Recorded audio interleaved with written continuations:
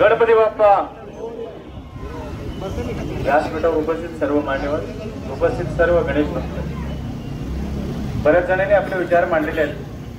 विचार मांडत असताना जे महानगरपालिकेच्या वतीने केलेलं कार्य ते कमिटीवर सुद्धा मांडतील, पण गणेश उत्सव येण्याआधी 3 महिने आमचं बैठक होऊन आम्ही त्या कामाला प्रारंभ केला असतो.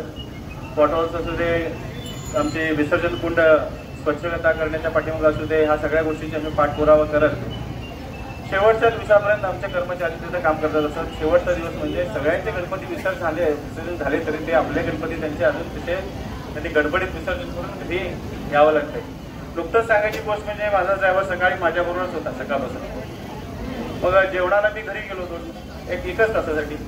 तो पटकन माझीच 2 व्हीलर घेऊन जाऊन पटकन आपला गणपती विसर्जन करून आला. म्हणजे आमच्या महानगरपालिकेच्या कर्मचाऱ्यांची काय अवस्था आहे ते तुम्हाला सांगतोय.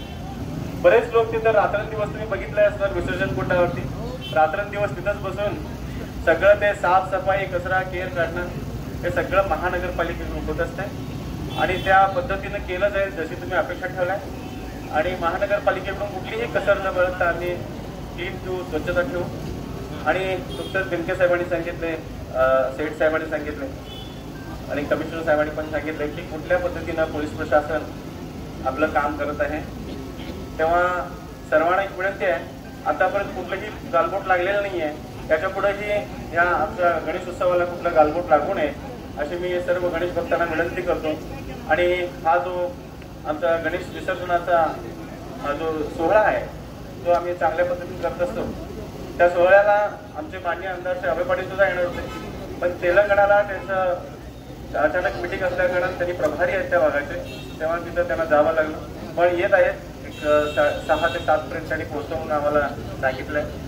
तर जेणेकरून आम्ही सर्वजण आपण सगळेजण चांगल्या पद्धतीनं हा आमचा गणेश जी मिरवणूक करूया. आणि सगळ्यांना पुन्हा एकदा गणेश चतुर्थीच्या हार्दिक शुभेच्छा देऊन माझ्या 2 शब्दांना विराम देतो. धन्यवाद.